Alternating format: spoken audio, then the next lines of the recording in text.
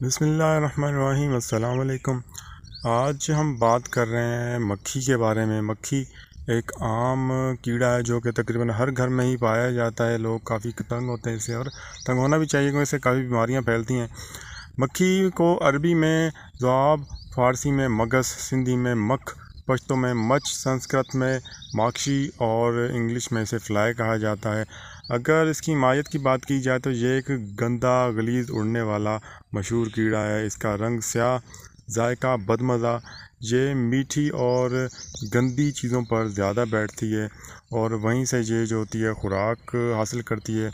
اور اس کے مزاج کی بات کی جائے تو یہ گرم خشک ہے، اور اگر افعال کی بات کریں تو اکثر رسیوں وغیرہ پہ مکھیاں رات کو بیٹھ جاتی ہیں۔ اگر دن میں اڑ جاتی ہیں دیکھا جائے تو وہاں پر کافی ان کی بیٹیں جمع ہوتی ہیں۔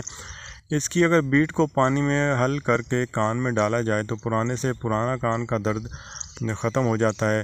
11 دن بغیر اطلاع کے اگر گڑ مطلب کہ کسی بندے کو بتایا نہ جائے اور اس کو گڑ میں مکس کر کے جو ہے یرکان والے کو کھلایا جائے تو کہتے ہیں کہ اس سے یرکان جو ہوتا ہے، پیلیا جو ہے، وہ ختم ہو جاتا ہے۔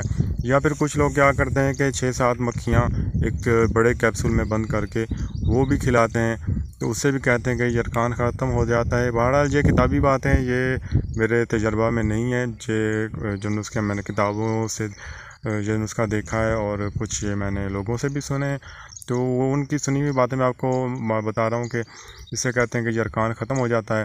اور اس کے بعد کہتے ہیں کہ مکھی پکڑ کر اگر جو سوکھا، جن بچوں کو سوکڑا لگا ہوتا ہے، اگر اس بچے کو کھلایا جائے تو بچے کا سوکڑا بھی ختم ہو جاتا ہے۔ اگر طب نبوی کی بات کریں تو مکھی کے بارے میں جو ہے حضرت ابو ہریرہ رضی اللہ تعالیٰ عنہ سے روایت ہے کہ رسول اللہ صلی اللہ علیہ وآلہ وسلم نے فرمایا کہ جب تم میں سے کسی کے برتن میں مکھی گر جائے تو اسے غوطہ دے لیا کرو، کیونکہ اس کے دونوں بازوں میں ایک میں بیماری ہے اور ایک میں شفا ہے۔